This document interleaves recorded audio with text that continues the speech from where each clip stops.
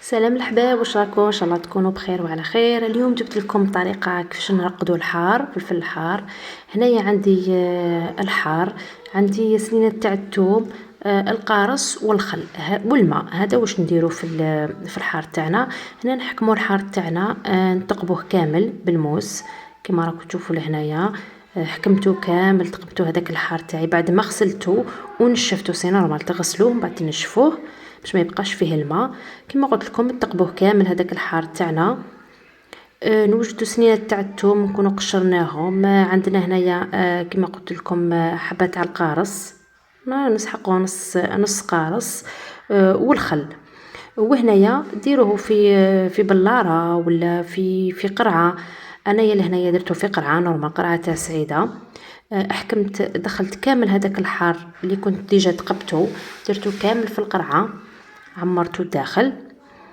ومن بعد ما نعمروه كامل في القرعه نحكموا هذاك الثوم. هاو لهنايا بعد ما درته كامل في القرعه نحكموا هذوك سنينات تاع الثوم، نقطعوهم عشوائي برك ونرموهم الداخل. نحكموا هذيك الحبيبه تاع القارص كيف نقطعوها على 4 ونرموها داخل مع هذاك الحار تاعنا. هايليك لهنا بعد ما قطعت هذيك الحبه تاع القارص. ومن بعد نحكموا نديروا الملح، نملحوه مغرف تاع ملح، ونزيدوا الماء نديروه حتى يلحق كي يبقى لنا ربع باش تتعمر القرعه. نحبسو نديروه ماء، والباقي هذاك نديروه خل. دوك نوريكم لهنا وين ابيبري يلحق الماء.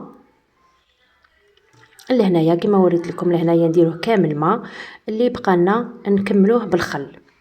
هذا مكان، هذه هي طريقة يعني سهلة، ما فيهاش يعني سهلة، أي وحدة تقدر ديرها. لهنايا نغلقوا عليها ونديروها في ساشي، ونديروها في البلاكار ولا في حاجة وفي بلاصة وين تكون ظلمة، ونخلوها 10 أيام حتى يطيب لنا هذاك الحار. لهنايا بعد ما درت هذاك وجدته الحار، هنايا حكمت هنا تاني بقى لي حبيبات تاع الحار. طريقة واحدة أخرى مع فلفل، درت فلفل الأحمر وفلفل الأخضر، نحكم الأشوار تاعي. نحكم هذاك الحار نقطعه بعد ما نحيت له الزريعة، نحولوا الريصان هذاك والزريعة. هذا هنايا اللي ما يحبش يكون الحار، يعني اللي ما يحبش الحار بزاف.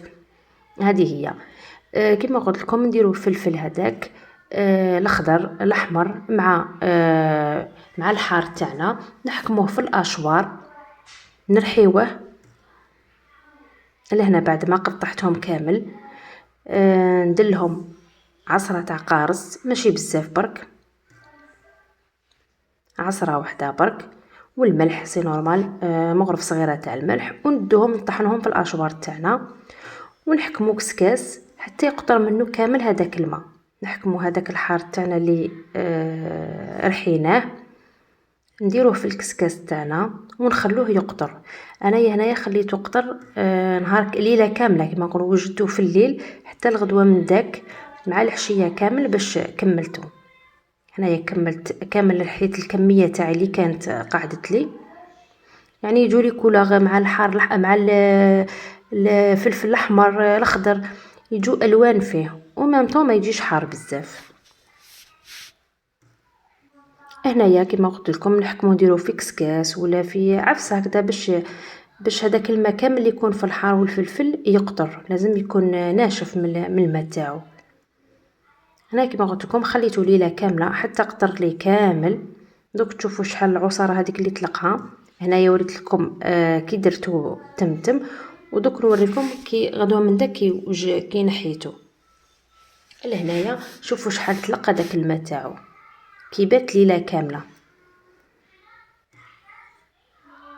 لهنايا بعد ما تصفى لي كامل من هذاك الماء، جبت بلاره لهنايا تاع زجاج، درت فيها زيت من تحت، شويه زيت ماشي بزاف، ونحكم كامل هذاك الحار تاعي نديرو في البلاره هذيك.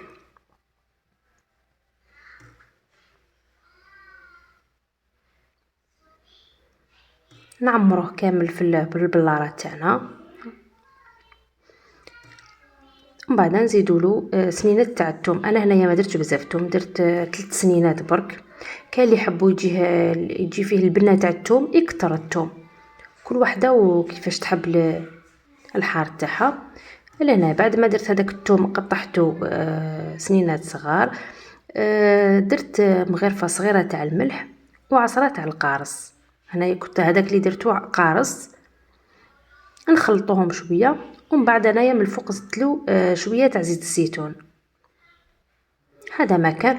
وتغلقي البلاره تاعك وتخليها 10 ايام في بلاصه تكون مظلمه، يعني داخل البلاكار ولا في بلاصه يعني في الكوزينه عادي، برك ديريها داخل البلاكار، غطيها مليح بالساشي وديريها داخل البلاكار حتى يطيب لك مده 10 ايام. هاوليك هنايا كيما وجدتو، وهاي ليك الحار هذاك خليتهم يعني قعدوا مده 10 ايام حتى طابوا لي مليح. ودوك نوريكم النتيجه كيفاش جا. لهنا بعد ما كملنا 10 ايام هاوليك الحار هذاك اللي درناه في القرايه يعني هاو طاب ما مشد لا كولور تاعو هذيك الخضراء. وهاوليك لنا هذاك اللي كنا درناه في البلاره يعني ويجي بنين وان شاء الله تسيوه. وما تنسونيش بالجيم ابوني في لاباج وفعلوا الجرس باش يحقكم من جديد، وفي الملتقى ان شاء الله مع وصفات اخرى.